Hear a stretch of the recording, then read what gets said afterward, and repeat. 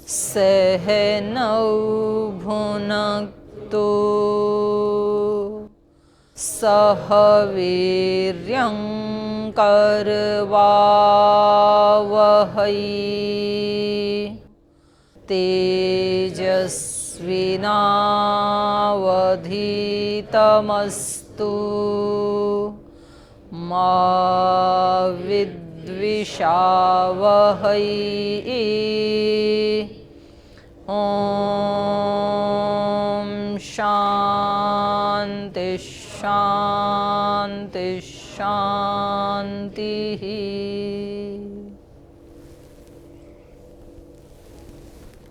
पंचावयव के बारे में पढ़ रहे थे हम। प्रतिज्ञा, हेतु, हेत्वाभास, उदाहरण, उदाहरणाभास, उपनय और उसके बाद निगमन, प्रत्यामनाय।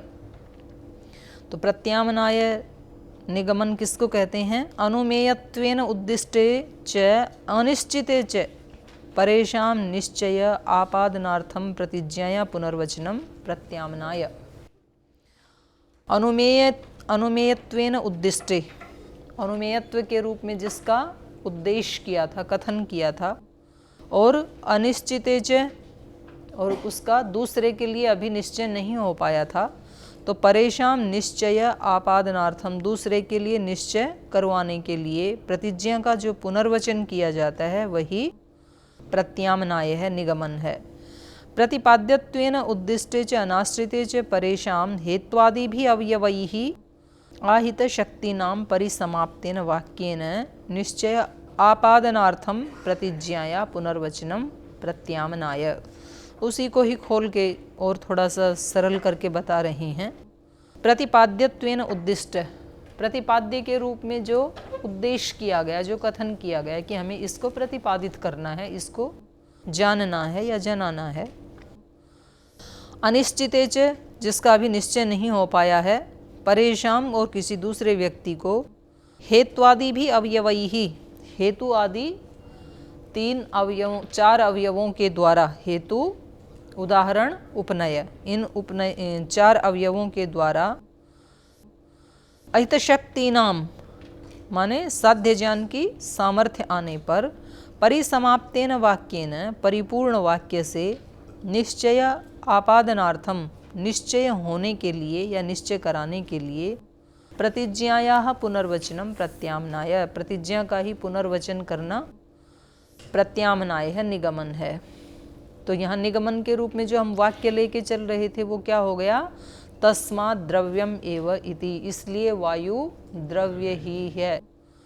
वायु द्रव्यम, क्रियावत्वात् गुणवत्वाच्च, उदाहरण था यथा शरः, उपनय था तथेति, वायु वैसे ही है वायु भी, और उपनय हो गया तस्मात् द्रव्यम एव इति, इसलिए वायु द्रव्य ही है। नहीं एतस्मिन् असति परेषां अवयवानां समस्तानां व्यस्तानां वा तदर्थवाचकत्वम् अस्ति। अब ये बीच में यहाँ पर एक अंतर्निहित प्रश्न है। किसी के मन में ये प्रश्न आ सकता है कि भाई इसका पुनर्वचन करने की क्या आवश्यकता है प्रतिज्ञा की? उपनय तक अर्थ समझ में आ ही गया। उन्होंने कहा था ना कि तथा च वायु, वैसा ही वायु है। जैसे शर बाण गतिमान होने से द्रव्य है, वैसे ही वायु भी गतिमान होने से द्रव्य है। तो यहाँ तक पूरा हो गया ना, अर्थ समझ में आ गया दूसरे को। तो प्रतिज्ञा की जरूरत क्या है? तो कह रहे नहीं एतस्मिन् असति, कह रहे नहीं एतस्मिन् ही असति, इसके प्रत्यामनाय के न होने पर, परेषां अवयवानाम, इससे भिन्न जो अवयव हैं, चार अवयव ऊपर वाले, समस्तानाम व्यस्तानाम, सामूहिक रूप से या अकेले अकेले, तदर्थवाचकत्वम न अस्ति, उस अर्थ को पूरा पूरा नहीं कह पाएंगे। न है वो यहाँ के जुड़ जाएगा। गम्यमानार्थत्वात् इति चेत, यदि कहें कि नहीं अर्थ तो गम्यमान हो गया, उपनय तक ही हो गया, तो चार ऊपर के जो समस्त अवयव हैं वो बता देंगे। तो गम्यमानार्थत्वादिति चेत, अर्थ तो ज्ञात हो ही गया। ऐसा यदि कोई कहे तो निगमन व्यर्थ है, ऐसा यदि कोई कहे तो न, उसका ऐसा कथन ठीक नहीं है। अति प्रसंगात, फिर तो अति प्रसंग होने लगेगा। अति प्रसंग किस रूप में? कह रहे हैं तथा ही प्रतिज्ञानंतरम हेतु मात्र विधानम कर्तव्यम। यदि आप ये कहते हैं कि निगमन की कोई आवश्यकता नहीं है, तो कह रहे हैं फिर तो प्रतिज्ञा के बाद हेतु मात्र अभिधानम कर्तव्यम, प्रतिज्ञा के बाद बस हेतु का अभिधान कर दो। आगे के उदाहरण की उपनय की भी क्या आवश्यकता है? यदि हेतु आपने ठीक दे दिया और अपनी बात कह दी यदि आपने, तो इतने मात्र से ही अर्थ समझ में आ जाएगा। तथा ही प्रतिज्ञानंतरम हेतु मात्राभिधानम कर्तव्यम विदुषा अन्वय व्यतिरेक स्मरणात् तदर्थ गतिर भविष्यति इति। जो विद्वान लोग हैं वो तो आपने प्रतिज्ञा की, फिर उसका हेतु दिया, तो हेतु में ही वो अन्वय और व्यतिरेक व्याप्ति को देख लेंगे। आपने कहा कि द्रव्यम वायु और हेतु दिया क्रियावत्वात् गुणवत्वाच्च। अब ये अपने आप अन्वय से व्याप्ति लगा लेंगे। जो जो क्रियावान और गुणवान है वह द्रव्य होता है, जैसे कि शर, और जो जो क्रियावान गुणवान नहीं होता है वह द्रव्य नहीं होता है, जैसे कि सत्ता। तो ये अन्वय व्याप्ति जो विद्वान है वो तो अपने आप ही लगा लेंगे, अन्वय से व्याप्ति व्यतिरेक से व्याप्ति। तो कह रहे हैं विदुषा अन्वय व्यतिरेक स्मरणात्, अन्वय और व्यतिरेक व्याप्ति का स्मरण करके तदर्थ गतिर भविष्यति इति, उस अर्थ का उनको ज्ञान हो ही जाएगा जो आप बताना चाह रहे हैं। तो फिर तो आगे भी क्या आवश्यकता है? तस्माद् अत्रैव अर्थ परिसमाप्ति ही। तो इसलिए उन विद्वानों के लिए तो यही अर्थ की समाप्ति हो जाती है, प्रतिज्ञा और हेतु पे ही। तो फिर भी 5 अवयव क्यों करते हैं? तो क्योंकि वो विद्वान समझ सकते हैं ना, तो जो विद्वान नहीं है उनको समझाने के लिए तो फिर 5 की आवश्यकता पड़ेगी। कथम, कैसे? उदाहरण ले रहे हैं। अनित्य शब्द, दूसरा उदाहरण ले रहे हैं। शब्द अनित्य है, इति अनेन अनिश्चित अनित्यत्व मात्र विशिष्ट शब्द कथ्यते। तो अनित्य शब्द ये प्रतिज्ञा करने पर, इति अनेन इस प्रतिज्ञा से, अनिश्चित अनित्यत्व मात्र विशिष्ट, हमारे पास अनुमेय क्या है? अनित्यत्व, शब्द का अनित्यत्व वो निश्चित नहीं है, उसको निश्चित करना है हमें। अनिश्चित अनित्यत्व मात्र विशिष्ट है शब्द, अनित्यत्व मात्र से विशिष्ट शब्द यहाँ पर कहा गया है। और फिर उसका हेतु क्या है? प्रयत्नांतरीयकत्वात्। अनित्य शब्द प्रयत्नांतरीयकत्वात्, प्रयत्न से उपलब्ध होने वाला होने के कारण। प्रयत्न करते हैं तब शब्द की उपलब्धि होती है, बहुत सारे प्रयत्न करने पड़ते हैं ना, तब कहीं जाके शब्द प्रकट होता है। तो कह रहे हैं इससे, इति अनेन अनित्यत्व साधनम धर्म मात्र विधीयते। तो बस इतना ये हेतु देने से ही अनित्यत्व का जो साधन है हेतु, उस धर्म मात्र का अभिधान कर दिया। तो व्यक्ति जान लेगा इसी इतना कहने मात्र से कि जो जो प्रयत्न से उपलब्ध होता है वो सब क्या है? अनित्य है, क्योंकि प्रयत्न से पहले वो उपलब्ध नहीं था, बाद में भी नहीं रहेगा। तो जो जो हम प्रयास से उपलब्ध करते हैं वो सब क्या है? अनित्य है। इह यत प्रयत्नांतरीयकम तदनित्यम दृष्टम, वो अपने आप ही जान लेगा कि यहाँ पर यत प्रयत्नांतरीयकम, जो जो भी प्रयत्न से प्राप्त किया जाता है, तद अनित्यम दृष्टम, वो सब अनित्य देखा जाता है। यथा घटः, जैसे कि घड़ा, ऐसे ही सब घटपट आदि। तो इति अनेन साध्य साधनेन साधन सामान्यस्य अनुगम मात्रत्वम उच्यते। तो कह रहे हैं इति अनेन साध्य सामान्येन, तो ऐसा ये जो हेतु दिया इससे साध्य सामान्येन, सामान्य रूप से सभी साध्यों के साथ, केवल शब्द के साध्य के साथ ही नहीं, इसी प्रकार के जितने भी अनित्य साध्य हैं उन सब के साथ साधन सामान्यस्य अनुगम मात्रम उच्यते। तो जितने भी इस तरह के सामान्य रूप से जो साध्य हैं, अनित्य साध्य, उनके साथ साधन सामान्यस्य, सामान्य रूप से सभी हेतुओं के, साधन माने हेतु, सामान्य मतलब सामान्य रूप से, साधन सामान्यस्य, सामान्य रूप से जितने भी हेतु हैं, साधन हैं, उन सब का अनुगम मात्रम उच्यते, उनका अन्वय मात्र का यहाँ पर बोध करा दिया गया। भाई इन्होंने कहा अनित्य शब्द, शब्द अनित्य है, और हेतु क्या दिया? प्रयत्नांतरीयकत्वात्, प्रयत्न के बाद उपलब्ध होने से। तो अब यहाँ पर अपने आप ही व्याप्ति बना लेंगे लोग कि जो जो भी प्रयत्न से प्राप्त किया जाता है वो सब अनित्य होता है। जैसे कि घट पट गो ये वो सब वस्तुएं आ जाएंगी ना, शब्द से अनित्य जितने भी हैं, सामान्य रूप से शब्द के बारे में कहा, और हेतु भी सामान्य रूप से दिया, प्रयत्नांतरीयकत्वात्। तो सामान्य रूप से साध्य के साथ, सामान्य रूप से जो हेतु का, साध्य के साथ साधन का जो बोध कराया, तो वो सामान्य रूप से सब के लिए कह ही दिया गया। तो आवश्यकता ही नहीं है, ना तो कोई व्याप्ति बनाने की आवश्यकता है, ना कोई और प्रतिज्ञा करने की आवश्यकता है। इति अनेन साध्य सामान्येन साधन सामान्यस्य अनुगम मात्रम उच्यते, अन्वय मात्र का इसके द्वारा बोध करा दिया। सब अन्वय के जो उदाहरण बनेंगे अन्वय व्याप्ति के, वो सब इसके द्वारा कह दिए गए।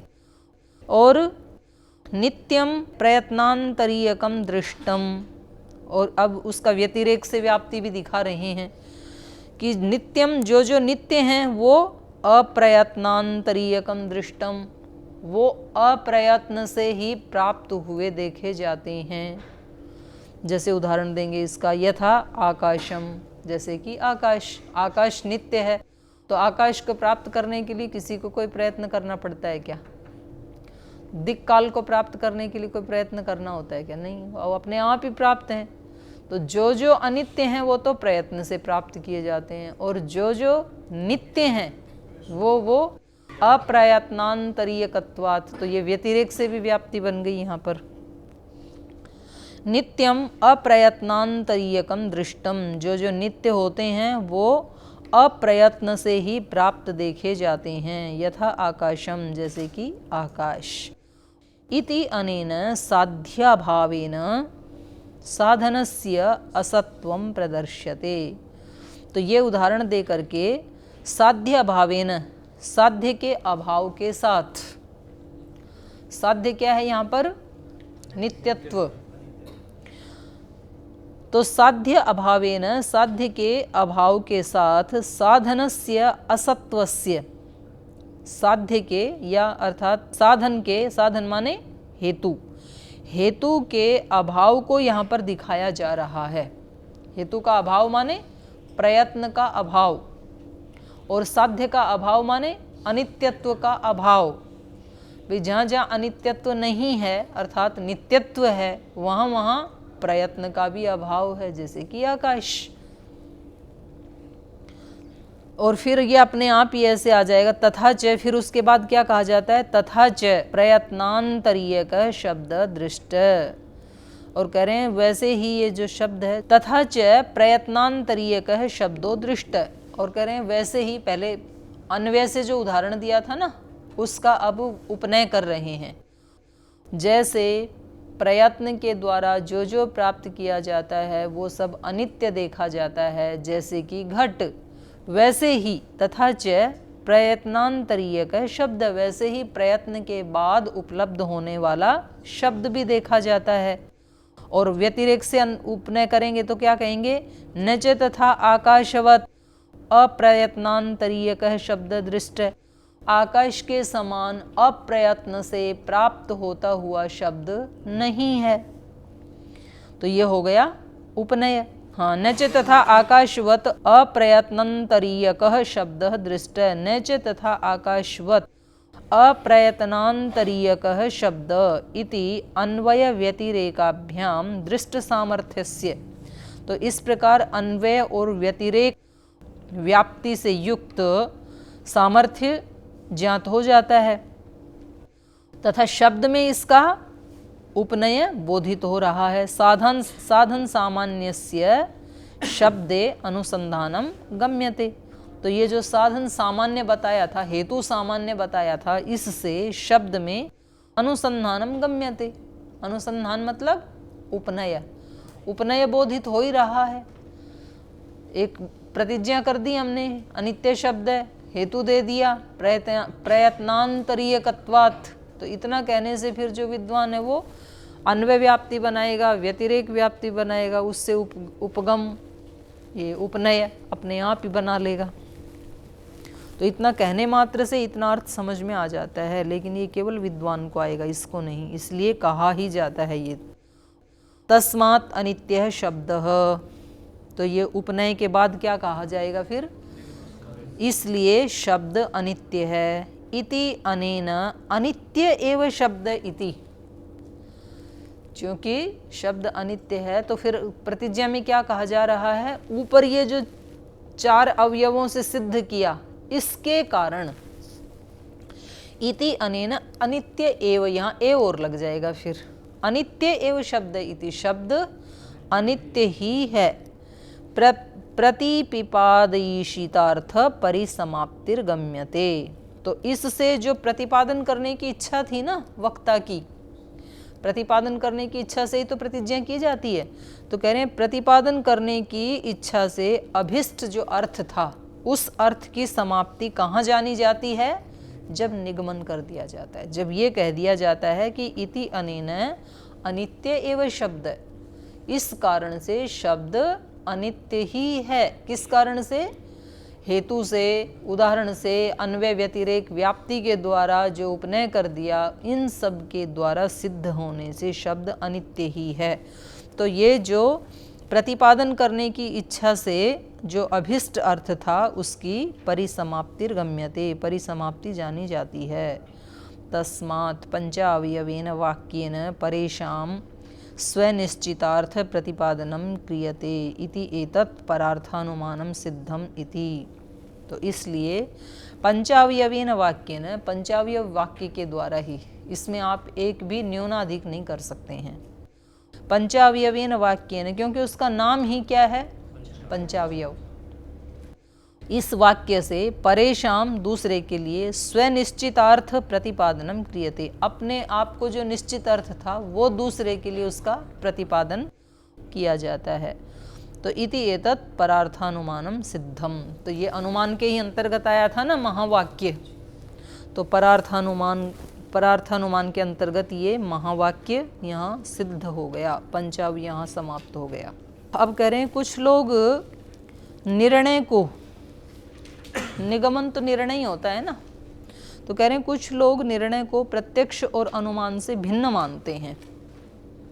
निर्णयस्य मानानंतरत्व खंडनम, ये तो हमने प्रत्यक्ष विद्या के 4 भाग बताए थे ना, प्रत्यक्ष, अनुमान, स्मृति और आर्ष दर्शन, आर्ष दर्शन, आर्ष वचन, 4 बताए थे।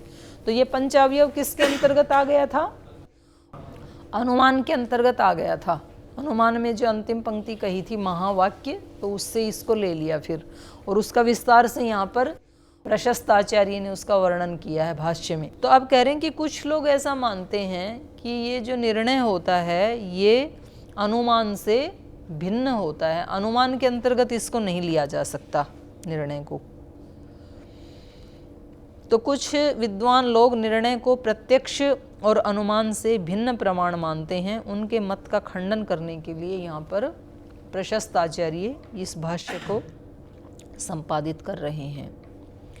विशेष दर्शनजम अवधारण ज्ञानम संशय विरोधी निर्णय। निर्णय किसको कहते हैं, न्याय दर्शन में निर्णय किसको कहते हैं, पक्ष विपक्षाभ्याम अर्थावधारणम निर्णय। यहाँ ये कह रहे हैं विशेष दर्शनजम, विशेष दर्शन से जो उत्पन्न होता है, अवधारणम ज्ञानम, विशेष दर्शन से उत्पन्न होने वाला निश्चयात्मक ज्ञान, और वो कैसा होना चाहिए, संशय विरोधी, वो संशय विरोधी भी हो तो उसको क्या कहेंगे, निर्णयः। एतदेव प्रत्यक्षम अनुमानम वा, और कह रहे हैं कि ये जो निर्णय है ये या तो प्रत्यक्ष रूप होता है या तो अनुमान रूप होता है। प्रत्यक्ष अनुमानम व एतदेव, ये दोनों निर्णय रूप, ये दोनों माने ये दोनों कौन, प्रत्यक्ष और अनुमान, ये निर्णय रूप ही होते हैं। माने प्रत्यक्ष हमने किसी चीज को देख लिया तो हम निर्णय पे पहुंच ही गए, वो निर्णय ही है हमारा। और अनुमान प्रमाण से हमने किसी वस्तु को जान लिया तो वो भी निर्णय ही है। तो कह रहे हैं ये दोनों निर्णय रूप ही हैं, प्रत्यक्ष और अनुमान। यद विशेष दर्शनात् संशय विरोधी उत्पद्यते स प्रत्यक्ष निर्णय। तो इनका दोनों का परिभाषा बता रहे हैं। प्रत्यक्ष निर्णय क्या है? यद विशेष दर्शनात्, जो विशेष दर्शन से, संशय विरोधी उत्पद्यते, संशय विरोधी जो ज्ञान उत्पन्न होता है प्रत्यक्ष निर्णय से, विशेष दर्शन से जो संशय विरोधी ज्ञान उत्पन्न होता है उसको क्या कहेंगे? प्रत्यक्ष निर्णय, उसको प्रत्यक्ष निर्णय कहेंगे।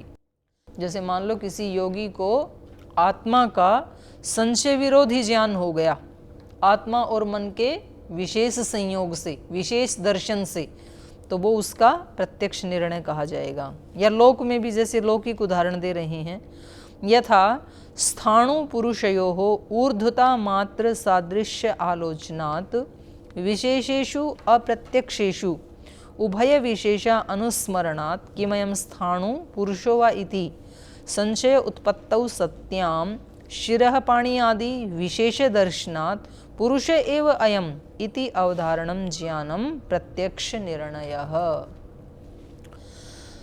तो कह रहे हैं जैसे स्थाणु और पुरुष में ऊर्ध्वता मात्र सादृश्य आलोचनात्, उनकी ऊंचाई दोनों की बराबर थी, हाइट। तो उस हाइट मात्र को देखने से, ऊंचाई मात्र को देखने से, विशेषेषु अप्रत्यक्षेषु, और उसमें विशेष का प्रत्यक्ष हो नहीं पा रहा, उभय विशेष अनुस्मरणात्, अब ये दोनों के विशेष का अनुस्मरण कर रहा है कि यदि ये स्थाणु है तो इसमें कोटर आदि, कोई टहनी आदि, कुछ टेढ़ापन वो होना चाहिए। यदि ये मनुष्य है तो इसमें हाथ पैर आदि कुछ होने चाहिए। तो उभय विशेष अनुस्मरणात्, दोनों के विशेष का अनुस्मरण करने से, किमयं स्थाणु पुरुषो वा इति, ये स्थाणु है या पुरुष है, तो इस प्रकार की इति संशय उत्पत्तौ सत्याम, इस प्रकार की संशय की उत्पत्ति होने पर, शिरः पाणि आदि विशेष दर्शनात्, फिर उसको कहीं सिर या हाथ आदि कुछ विशेष दिख गया उसका, तो उस विशेष को देखने से पुरुष एव अयम, ये तो पुरुष ही है, इति अवधारण ज्ञानम, तो इस प्रकार का जो निश्चयात्मक ज्ञान इसको हो गया, ये क्या है? प्रत्यक्ष निर्णय।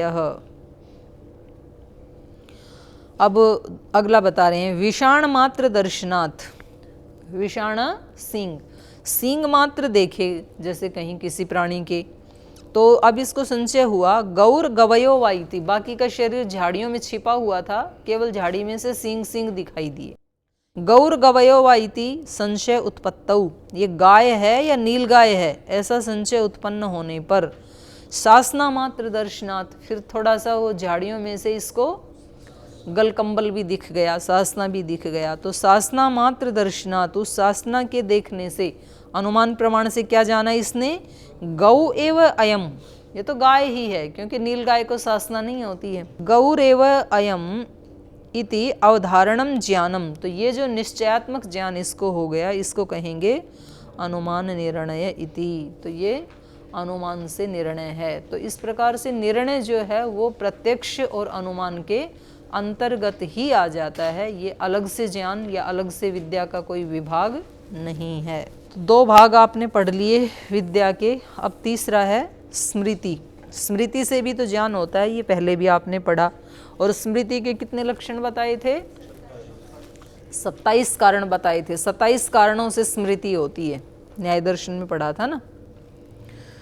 तो यहाँ भाष्य में, हिंदी भाष्य में गिनाए हैं आचार्य जी ने, वो प्रणिधान, निबंध, अभ्यास, लिंग, लक्षण, सादृश्य, परिग्रह, आश्रय, आश्रित, संबंध, आनंतर्य, वियोग, एक कार्य, विरोध, अतिशय, प्राप्ति, व्यवधान, सुख दुख, इच्छा, द्वेष, भय, अर्थित्व, क्रिया, राग, धर्म, अधर्म निमित्तेभ्य स्मृति ही, इन निमित्तों से स्मृति होती है। तो पढ़ते हैं स्मृति को क्या बता रहे हैं ये। प्रत्यक्ष तथा लैंगिक दो विद्याओं का विस्तार से निरूपण करके क्रम प्राप्त स्मृति नामक तृतीय विद्या का वर्णन करते हुए आचार्य प्रशस्त देव कहते हैं, लिंग दर्शन इच्छा अनुस्मरणात् अपेक्षात् आत्ममनसो संयोग विशेषात् पट्व अभ्यास आदर प्रत्यय जनिताच्च संस्कारात् दृष्ट श्रुत अनुभूतेषु अर्थेषु शेष अनुव्यवसाय इच्छा अनुस्मरण द्वेष हेतु अतीत विषया स्मृति इति। एक ही वाक्य बना दिया पूरे पैराग्राफ का। लिंग दर्शन इच्छा अनुस्मरणात्। लिंग दर्शन इच्छा या अनुस्मरणात् माने बार बार स्मरण आदि की अपेक्षा रखने वाले, स्मरणाद आपेक्ष आत्ममनसो संयोग विशेषात आत्मा और मन के विशेष संयोग से, पटुआ अभ्यासात आदर प्रत्यय जनिताच। पटुता से माने या तो कुशलता से स्मृति बनती है, या तो अभ्यासात या तो किसी चीज को आदर देने से, उसको बहुत महत्व देने से भी फिर उसके संस्कार बन जाते हैं। तो पटव अभ्यास आदर प्रत्यय जनिताच संस्कारात्, पटुता से, अभ्यास से या बहुत अधिक महत्व देने से उत्पन्न होने वाले भावना रूपी संस्कार से, दृष्ट श्रुत अनुभूत अर्थेषु देखे हुए, सुने हुए या अनुभव किए हुए अर्थों में, पदार्थों में, शेष अनुव्यवसाय इच्छा, शेष अनुव्यवसाय इच्छा, उसके अनुव्यवसाय की इच्छा माने वो जो स्मृति है वो शेषानुव्यवसाय अर्थात परामर्श ज्ञान, इच्छा, अनुस्मरण और द्वेष हेतु अतीत विषया स्मृति इति। तो शेषा अनुव्यवसाय मतलब परामर्श ज्ञान, इच्छा मतलब इच्छा, अनुस्मरण माने अनुस्मरण और द्वेष की हेतु माने उत्पत्ति का कारण, अतीत विषया और अतीत विषय वाली ये स्मृति होती है। स्मृति उत्पन्न किससे होती है? भावना रूपी संस्कार से। भावना रूपी संस्कार किससे बनते हैं? पटुता, अभ्यास और आदर। किसी विषय में पटुता हो या उसको बहुत हम अभ्यास कर रहे हैं या उसको बहुत महत्व दे रहे हैं, तो उससे फिर क्या बन जाते हैं? हमारे संस्कार बन जाते हैं स्मृति के। तो इनसे तो ये उत्पन्न होती है, और किस विषय में होती है? दृष्ट श्रुत या अनुभूत अर्थों में होती है। कुछ स्मृति जो है वो दृष्ट होती हैं, कुछ सुनी हुई होती हैं, कुछ अनुभूत विषय वाली, अतीत विषय वाली होती हैं, और इनकी ये हेतु होती है स्मृति। स्मृति किस किस को उत्पन्न करती है? शेषानुव्यवसाय परामर्श ज्ञान को उत्पन्न करती है स्मृति। इच्छा को उत्पन्न करती है स्मृति। किसी चीज का हम स्मरण करते हैं तो इच्छा हो जाती है ना फिर उसको लेने की, पाने की या छोड़ने की, तो इच्छा को उत्पन्न करती है। और स्मृति अनुस्मरण को उत्पन्न करती है, उसकी हेतु बनती है। जो हम बार बार स्मरण करते हैं वो किससे करते हैं? स्मृति के कारण ही करते हैं। और द्वेष की उत्पादक भी है ये, राग की भी उत्पादक है, द्वेष की भी उत्पादक है। इच्छा एक तरह से राग ही है और यहाँ द्वेष तो उसका उल्टा हो गया। तो इनकी ये स्मृति कारण होती है। तो ये था स्मृति का।